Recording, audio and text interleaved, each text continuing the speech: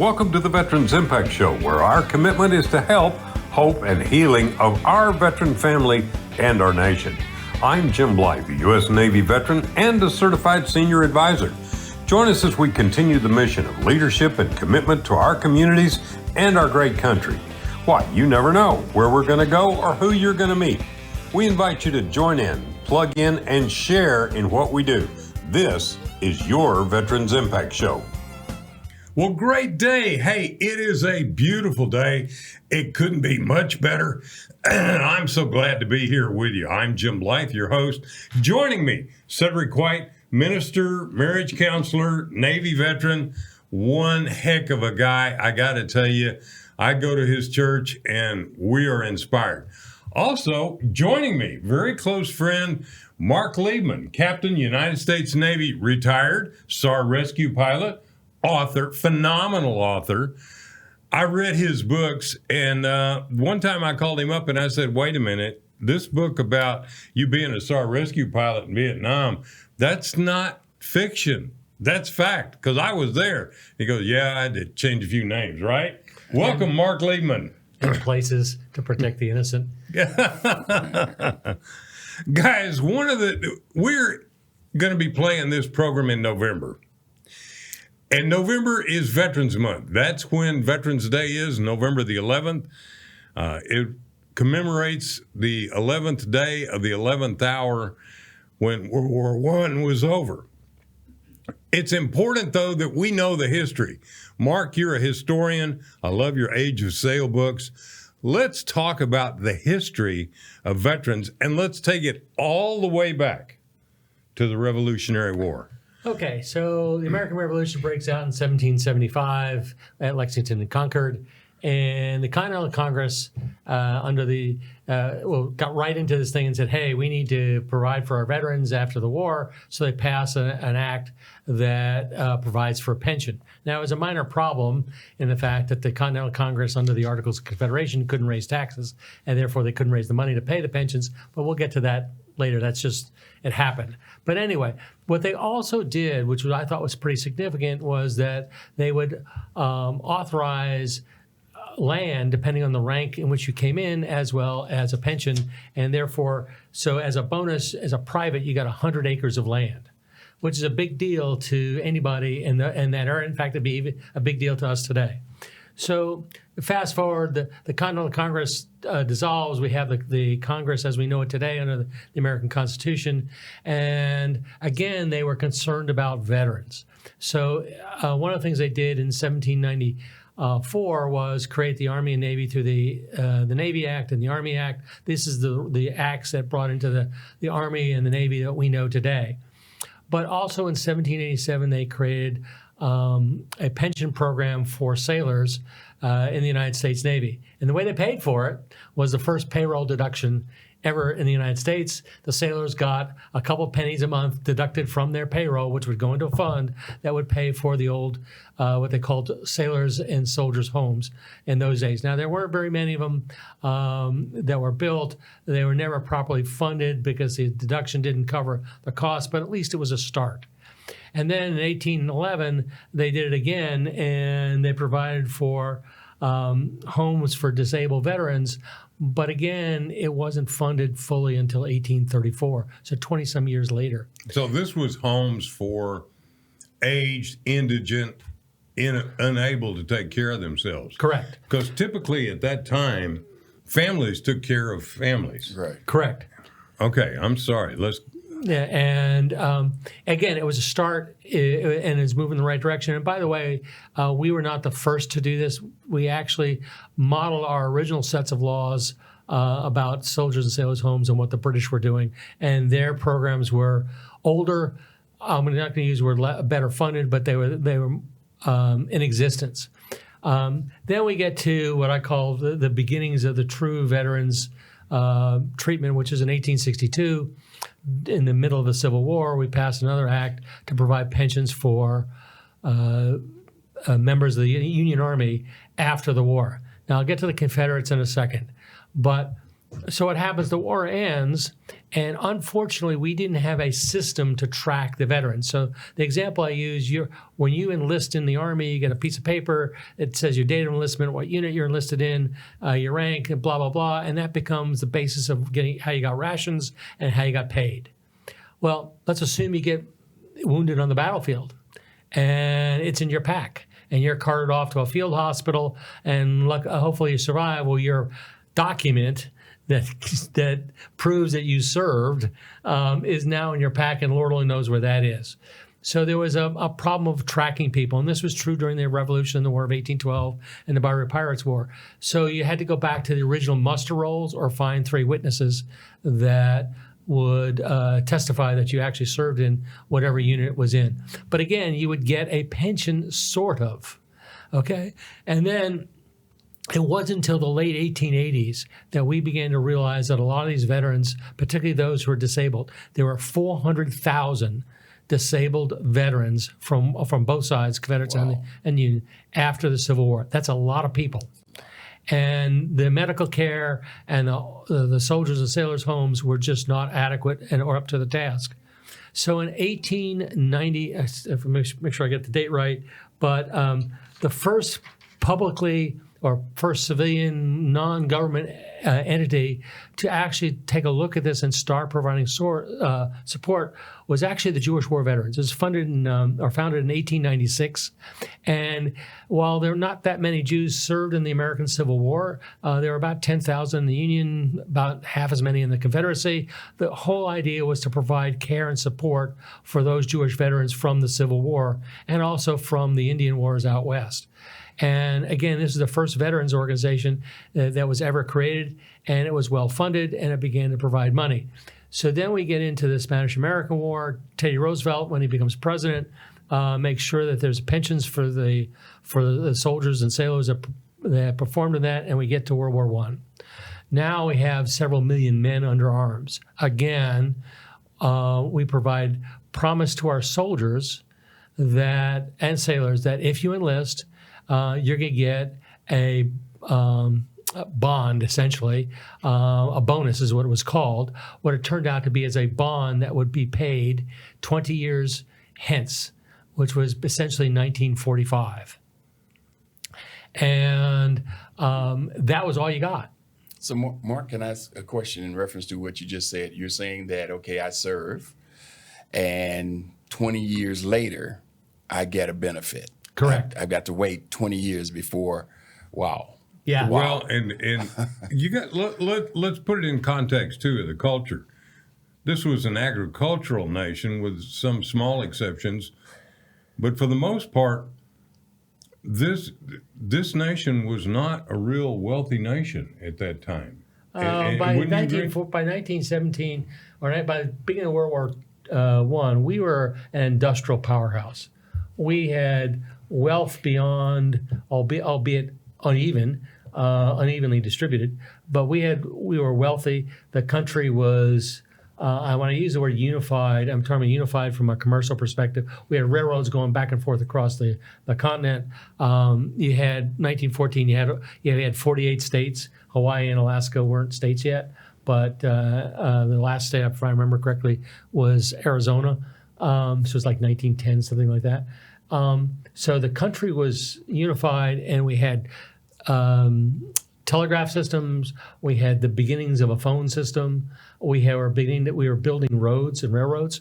So as a country goes, were we as wealthy as England? No, or maybe not. Somebody probably could argue one way or the other. But we were among the powerhouse nations, because one of the things that came out of the Spanish-American War was suddenly the United States was a global power, because we now had Guam, we had the Philippines, we had and some other possessions outside the United States. So, well, Mark, let me ask you a question then. What were the sources of revenue for the government? Mostly, wasn't it import taxes and stuff? Yeah, customs duties, because we didn't have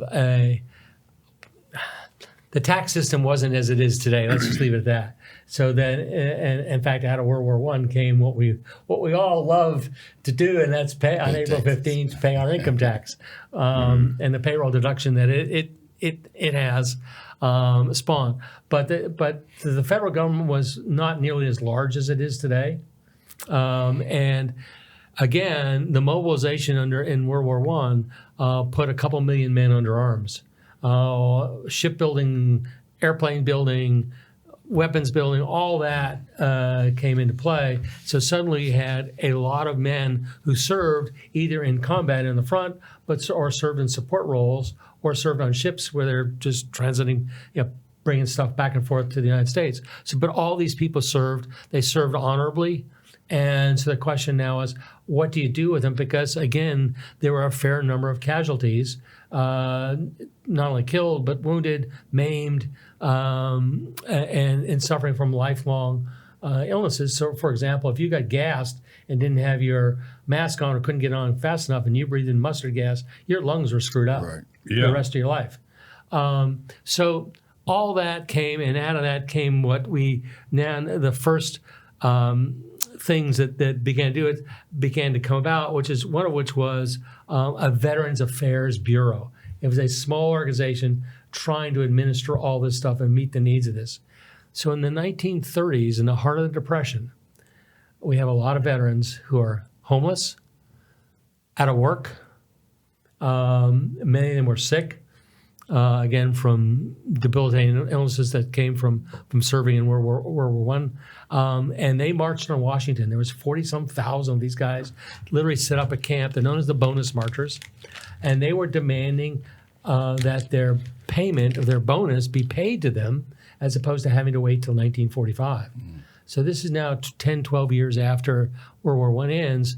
And President Hoover, in one of the dumbest political acts in the United States history, orders the Army to go into the bonus marchers camp and burn it and clean it out. And the gentleman who gave that order was one each Douglas MacArthur, Chief of Staff of the Army.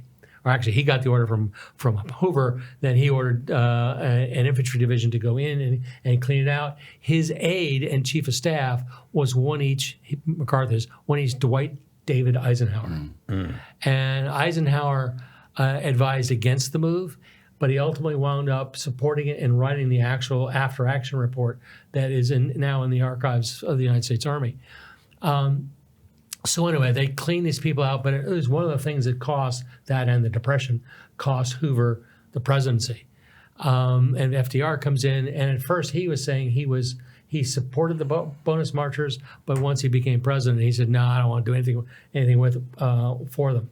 So he flip-flops. But anyway, excuse me, I had that backwards. At first, Roosevelt didn't want to give him benefits, but after he was elected, he wanted to give him benefits. So out of that came a couple interesting pieces of legislation. And a lot of them don't realize how the impact these things have. But it's the Soldiers and Sailors Relief Act, or acts, because the first one was in 1918, then in 1938, if I remember correctly, in 1940, and it's been amended since then.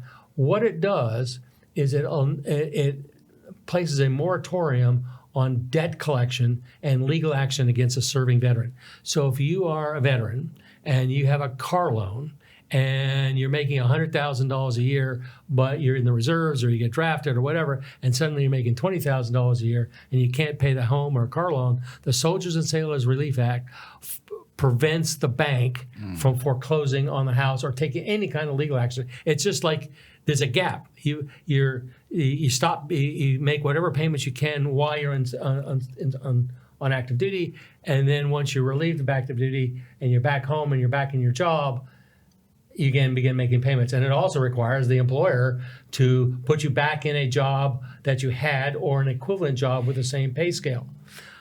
So besides the reemployment benefits and the moratorium benefits, by the way, does the same thing for divorces and other kinds of legal action other than criminal. And so those acts came into place in 1940.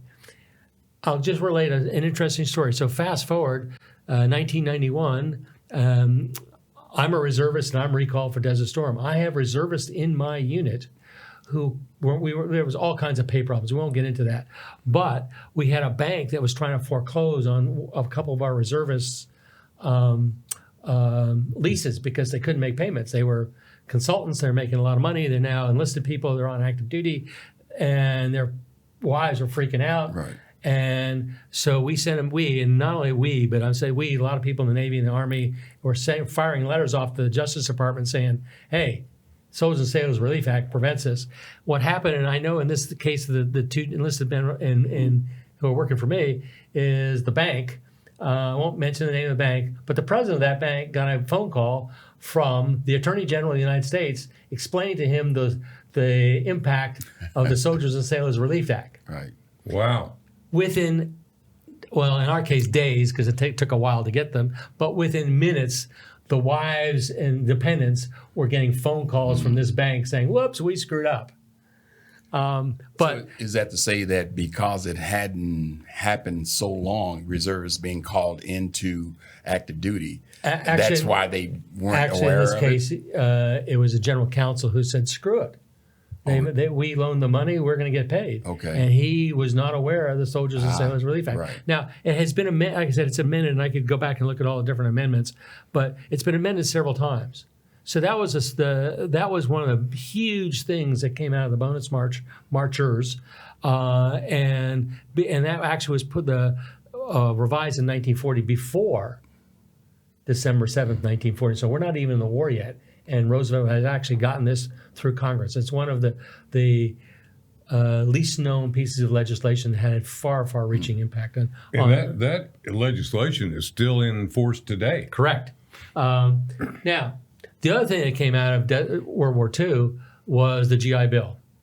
We've gone through several iterations of it. There's the GI Bill from post-World War II. There's the GI Bill that for the Vietnam era vets like me. Then there's the Montgomery GI Bill. And there's now what they're doing today, which is an extension or expansion of the GI Bill. But what did the GI Bill do? Well, number one, it gave any veteran the chance to get a mortgage with very, very few criteria other than they had to be creditworthy. But the VA, well, it's a VA mortgage, okay? That came out of that. It gave you money to go back to college. My father finished college using the GI Bill. My dad did too. Let me stop this conversation for just a second, because we're going to hear from our partners, one of which is Healing Thine Heart Ministry, which is sitting right here next to me. So this is important for you to know the history of veterans and what we've all gone through. We're all three of us are Navy veterans and have served our country during wartime. So I got to tell you, this Soldiers and Sailors Act is still there to protect you. So we're here to help you. This is Veterans Impact Show.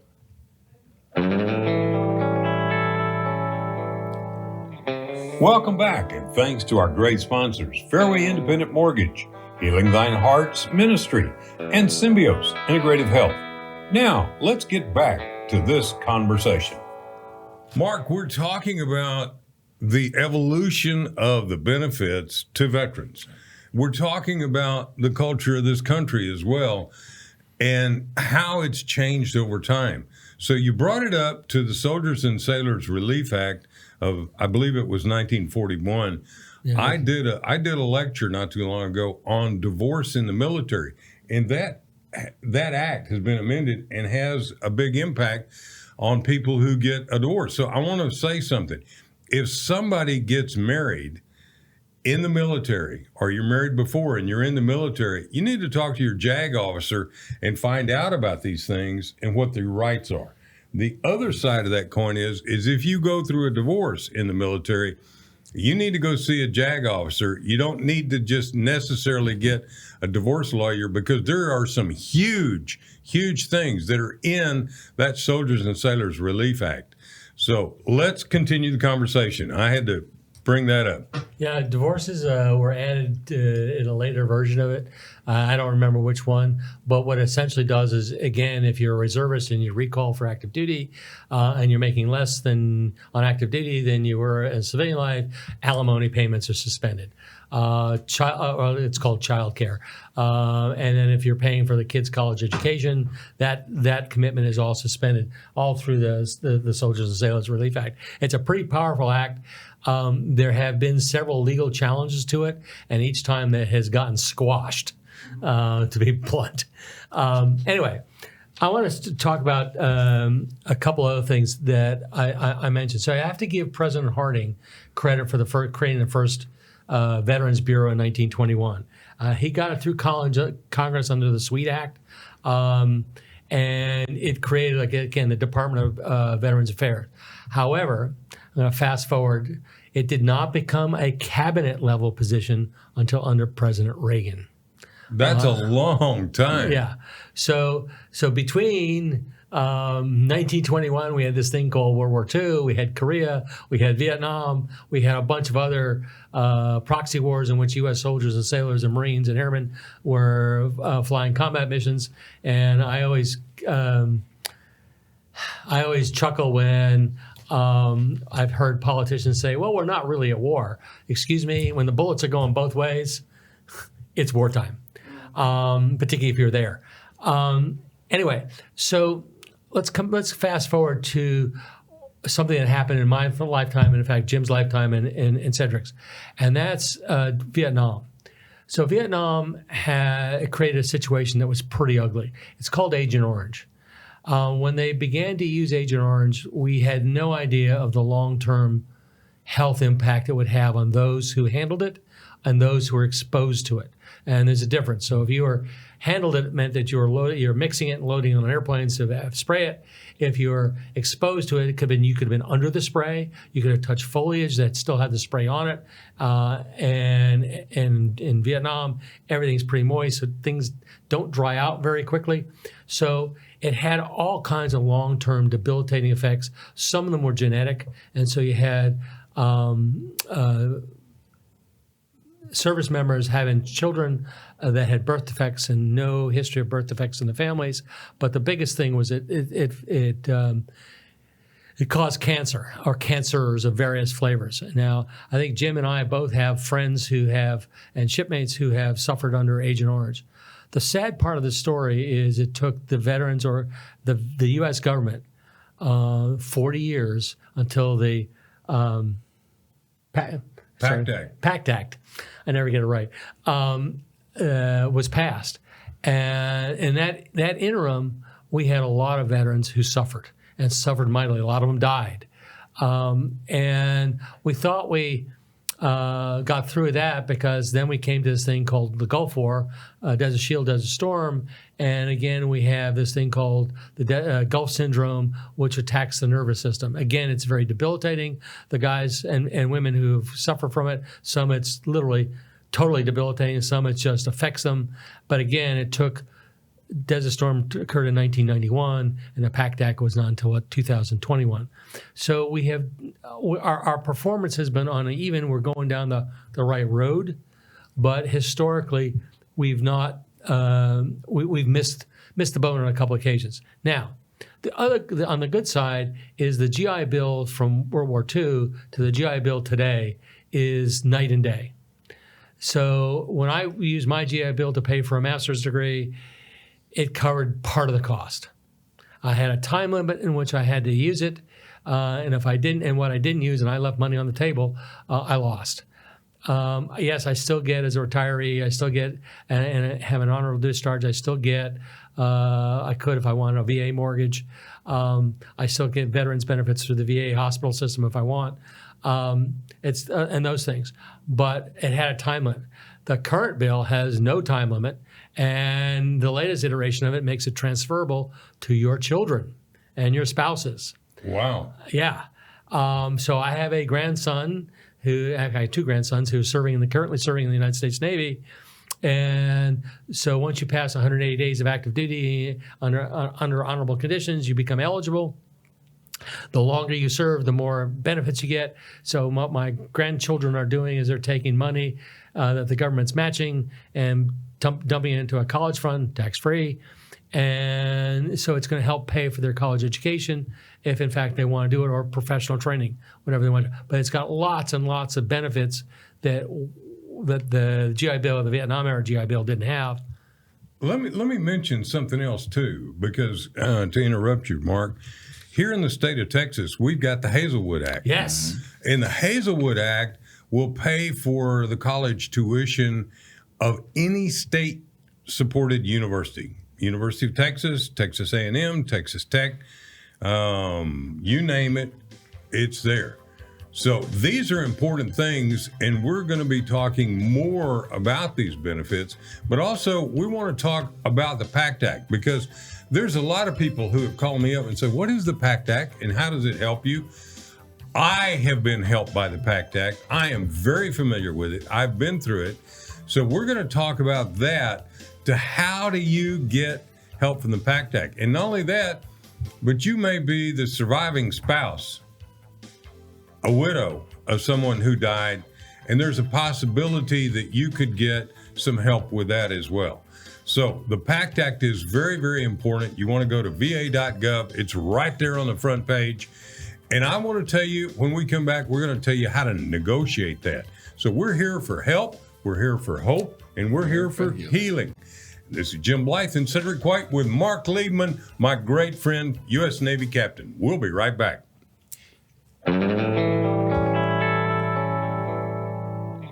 Welcome back, and thanks to our great sponsors, Fairway Independent Mortgage, Healing Thine Hearts Ministry, and Symbios Integrative Health. Now, let's get back to this conversation. Okay. Hey, we're having a great day. And look outside. It is truly gorgeous. Beautiful. State fair's going on. That's right. All of Texas this. beat Oklahoma. Yeah. Well, I do a lot of work in Oklahoma, and I went to the University of Texas after the Navy. So you know who really wins in the TUOU game? The City of Dallas. Yes. Exactly. Without a doubt. I interrupted you, Mark. You were going to finish that conversation we're talking about on the VA benefits today. Yeah, so I want to go back a little bit in history because I skipped over a couple things. So after the Jewish War Veterans were created in the late 1890s, then the American Legion was formed in got the year here. The VFW was formed in 1899, and then the American Legion in 1919. These were, again, outside the government, designed to bring attention to the plight of veterans and to get them support. The other group that got really shafted were the Confederate soldiers, because the Union Army was covered under the acts under Congress, but the Confederate soldiers got nothing. And it took some states a couple years, some states 20 years before they began to give them their soldiers pensions or their widows pensions.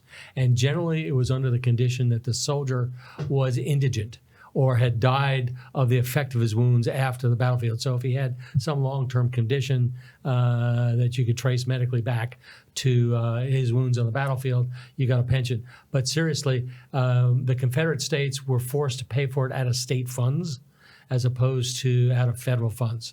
So it was uneven, and it was unfortunate because whether you liked it or not, the Confederate soldiers fought for something that they believed in, and they are or were American citizens at the time.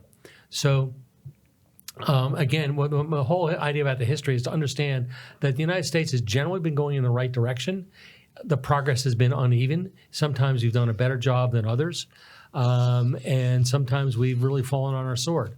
But if you look at the benefit packages that a veteran gets after serving honorably, that it's unlike anything else in the civilian world. And to give you a simple thing, as somebody who gets a pension from the federal government, my brother who's in the commercial world, when I was moaning and groaning about the fact that it's not a lot of money, but it's a lot of money, but it's not as much as you can get from some civilian things, he said to me, Mark, let me show you how much money you'd have to have invested in a portfolio to spit out what you're getting every month for the rest of your life and not have to worry about the market, not worry about anything else. And I went, show me, and he did. And I went, oh. Oh, it's a nice piece of money, plus the fact comes with TRICARE for life, which is, again, something is probably the best secondary medical insurance if you're on Medicare. If you're not, it's still one of the better healthcare systems, and you can get it as a reservist, guardsman, or on active duty. And you can also go to the VA if you want to, but with TRICARE, you don't have to go to the VA. Correct. You can go to any doctor, just like Medicare. Could we back up just a second to the PACT Act? Because this is relatively new. And a lot of people say, this is so difficult to navigate the Veterans Administration paperwork. It's not that hard, especially if you get a VA accredited rep. Now, in the state of Texas, where we are, you have VA accredited reps that are paid for by the state, and they are in every county in the state. They are the county veteran service officer. James Henderson here in Dallas County is a close friend of mine, and let me tell you, they do a bang-up job. And I have called him many times and said, I've got somebody in Virginia, or I've got somebody in Florida, and he gets back to me within about an hour and said, here's this person, go. You also have these accredited reps in many VFWs, DAVs, that's the Disabled Veteran, and American Legion. To be an accredited rep, you have to go through an extensive course, and it's not cheap, and you have to pass the test, and you have to have a reason. The other thing is VA accredited reps cannot charge. It's illegal to charge. And as a certified senior advisor, I have run into many veterans that say, well, I paid this guy to get my VA benefits or to get my thing. It's illegal. It's a felony. It is a felony. And I put a stop to that in several situations. But there are VA accredited reps, again, to get it. The paperwork is not that difficult. Where the PACT Act is different is what they really do is they verify your service, that you were there, you were in service at that time, you had the honorable discharge, but you were there. Then they look at presumptive conditions. They don't do testing. They do presumptive conditions. Were you, did you have a heart attack? Do you have heart problems? Do you have kidney problems? Do you have cancer problems? All three of those are the presumptive conditions for Agent Orange. And those also, I think, are presumptive conditions for the other things you're talking about, the toxic poisonings. Yes, there's a lot of things going on, and there's a lot of ads about this and about that, but I got to tell you, those things, in my opinion, that you see on TV are not worth.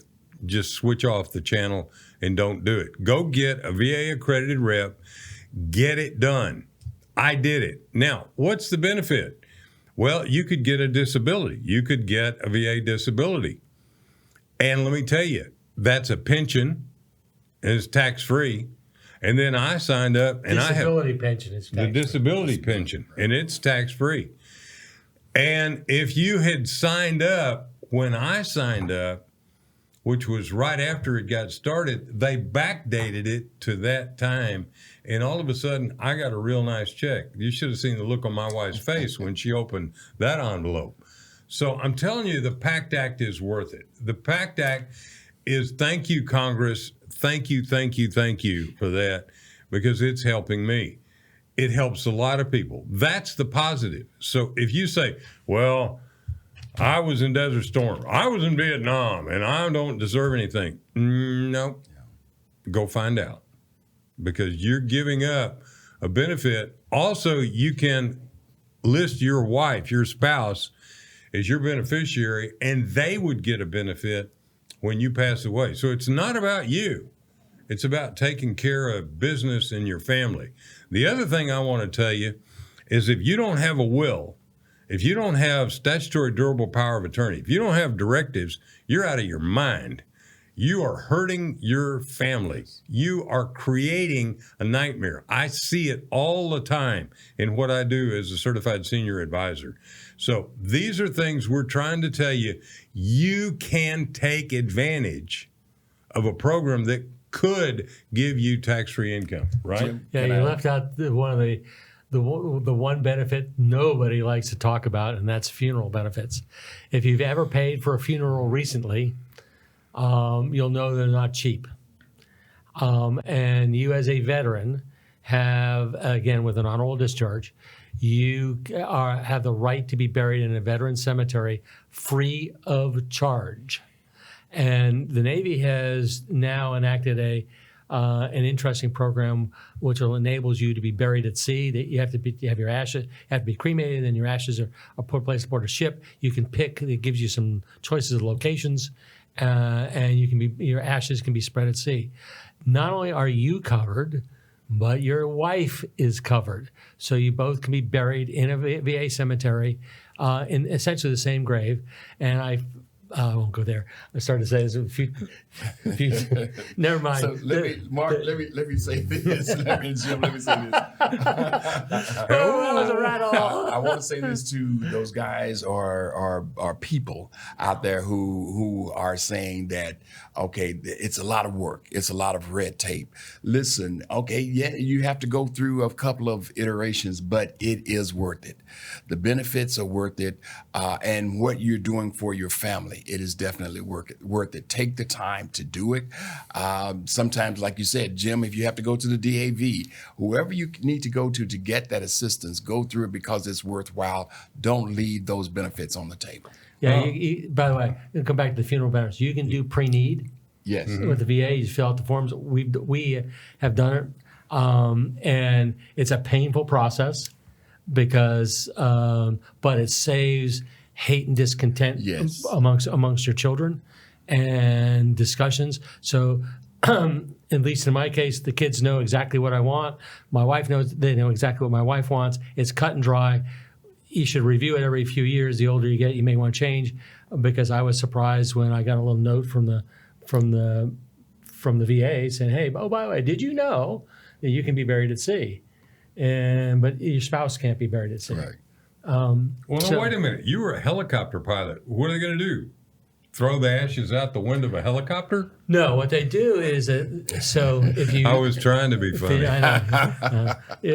So what they do is they transfer your ashes in an urn to a ship. Right. And if you are if you're eligible for honors, 05 and above, 06 and above, your ashes are brought on board with honors. They're kept someplace on the ship. Right. It's when it gets to the body of water where they'll do this. The ship stops and has a burial at sea ceremony. I was wow. One. Yeah, and the ashes are then sprayed up, or cast upon the. Is that the right word? Cast upon the ocean. Yep. Cast upon the waters, and a salute is if again a gun salute is then conducted, and it's photographed or it's videotaped, I guess nowadays, and the survivors then get a copy of it. I've seen one, and it's pretty moving. It's almost nice out ceremony. it's almost out of the age of sail. Right. But it's essentially the same ceremony they did during World War II, where they would bury the men who fell at sea.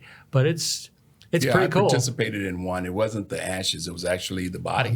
And we buried an officer at sea, and it was very touching ceremony. It really was. It is, and it's. I went through a lot of memorial services in Vietnam on aircraft carriers that we didn't bury somebody, but we did have a memorial service at sea. That's something you put really, the casket on the don't want to.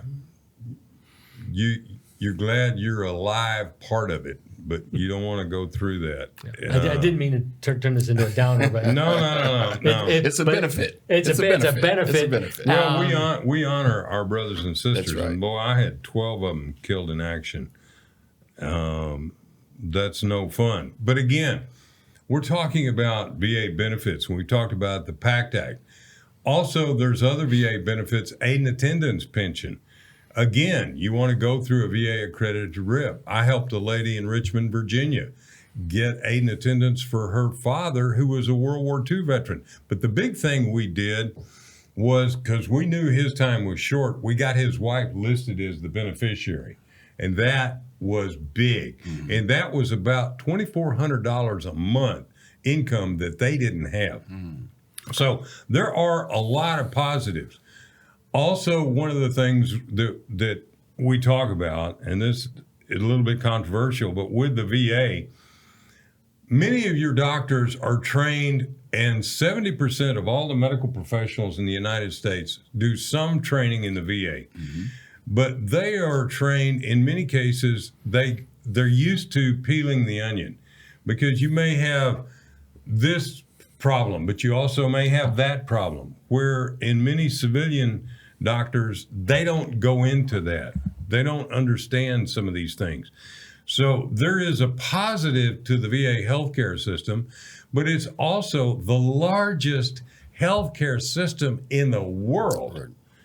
And there's difficult problems, bureaucratic problems that exist in anything. And let me tell you, I've seen bureaucratic problems in the big hospital systems that are civilian.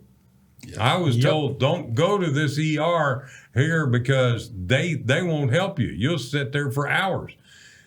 So let me just tell you, it ain't perfect.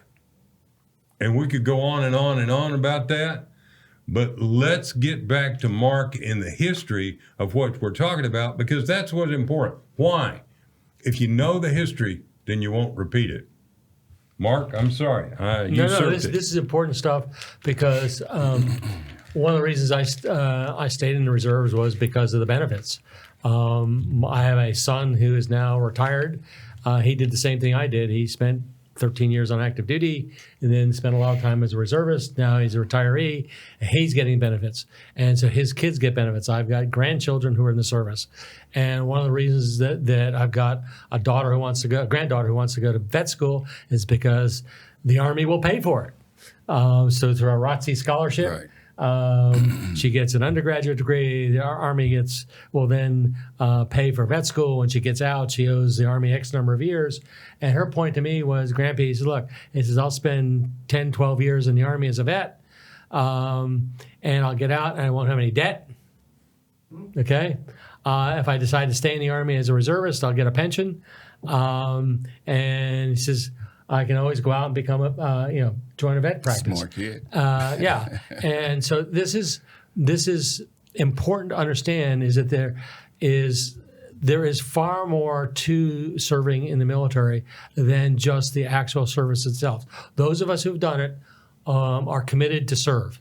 It's what we do. It's our calling, and we love it. And most of us would ask if they asked us to do it again, we'd say in a heartbeat. And I've told several flag officers, anytime you want to bring me back to active duty, I'm here. I can pass the physical. And yeah, you probably can.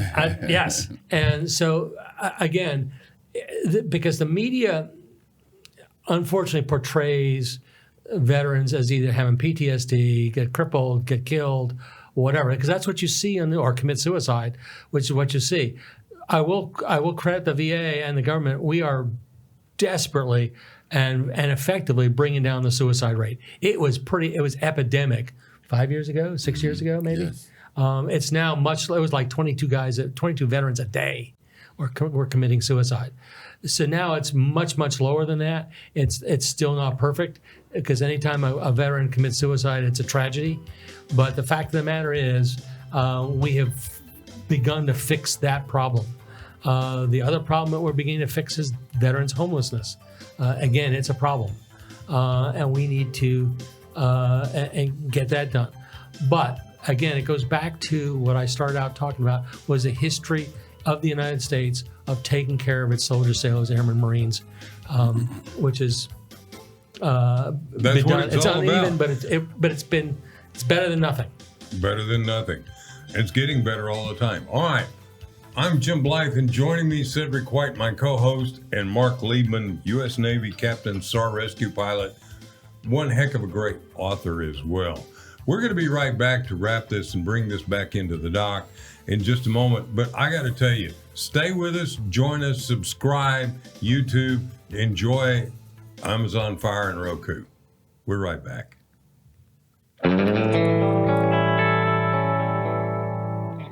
Welcome back, and thanks to our great sponsors, Fairway Independent Mortgage, Healing Thine Heart's Ministry, and Symbios Integrative Health. Now, let's get back to this conversation. Well, I need to say a very quick thank you to my company, Fairway Independent Mortgage. We're the largest non-bank mortgage company in the nation. We're from sea to shining sea. And I got to tell you, I love being there. It's a faith-based company. Also, my NMLS number is 311548. The corporate one is 2289. We are an equal opportunity lender. I'm going to tell you, there is no home loan better, because I've been in the business 30 years. I've been a specialist. There is no home loan better than a VA mortgage, right, Mark? Right? Yes, most definitely. You can't get a better deal, and it's not that hard. You don't have to jump through a lot of hoops. Fairway, we do them. A lot of companies do them. It's something you should take advantage of. And I am amazed at how many young men and women that I've talked to that say, well, gee, I know, but I don't know if I can qualify. Let me tell you, go to Fairway. They'll work with you to help you get qualified. And so I want to thank Cedric also for Healing Thine Heart's ministry, being on board and being a part of this, and Symbiosis Integrative Health is they're healing veterans and helping veterans. Go look them up, symbiosisccn.com. Now, to get back, let's wrap up what we've been talking about in history of this, Mark. It's important for people to know. Yes. The whole thing about the U.S. veterans support history is the fact that it's uneven. We've had our problems, but ultimately, as a democracy, we sort it out and we figure it out and we get to a solution that is generally pretty good. Okay, we are not perfect, and the government is clearly not perfect in this area. And yes, the VA has some issues, but if you look at the thing from a larger perspective, overall, it's much better than what it ever had, and it's also much better than pretty much every other nation on this planet. Because, for example, the IDF, the Israeli Defense Forces, doesn't do nearly as much for its veterans, and there's a whole thing called Friends of IDF that does fundraising for veterans. But anyway, my point is that as a democracy, we have done a pretty good job taking care of veterans, but we need to do better. No doubt about it. And I want to make a plug for some of the people I know. For instance, in many of the VAs, they partner with local hospitals. In Dallas, they partner with UT Southwestern. And Dr. Hastings, who is the Director of Medical Services or Chief Medical Officer for the VA Dallas, is an amazing cardiologist who has done some groundbreaking work with the VA and with UT Southwestern. There are doctors like that throughout the nation. I hear people complain, and I say, let me tell you something. I've also seen friends of mine that died on the table in civilian hospitals. Nothing is perfect. Cedric? I agree. Yeah, 100%. My pain specialist, who is a commercial doctor, but his father was a vet. He supports the VA, and he talks about how he appreciates the veterans. And sometimes I feel like I get a little special attention from him because I am a vet, because he appreciates what we've gone through and the dedication that veterans have here. So when we learn to work together, right? VA, whether it's commercial, whether it's TRICARE, whether it's TriWest, if we can learn to work it together, find out community care, yes. Right? Community care. I get a lot of benefits from community care physicians who work with the VA. So it's just a matter of understanding the system, finding out where you need to go, and then going there and getting the treatment that you need. And let me tell you, it's available. Yes. Not perfect. Civilian world not perfect either. Right. It takes me 6 months to get an appointment with a civilian cardiologist. So I got to tell you, go to the VA, take a look, but understand the history and the evolution, and also understand that you have a voice. If you're not happy, write your congressman, call your congressman. They all have veterans representatives in their offices. They'll listen to you. And they'll file a complaint. And when there's a problem, they will help you out. I'm telling you, everybody wants to work together, and everybody makes mistakes, and nobody's perfect, especially me. Man, let me tell you.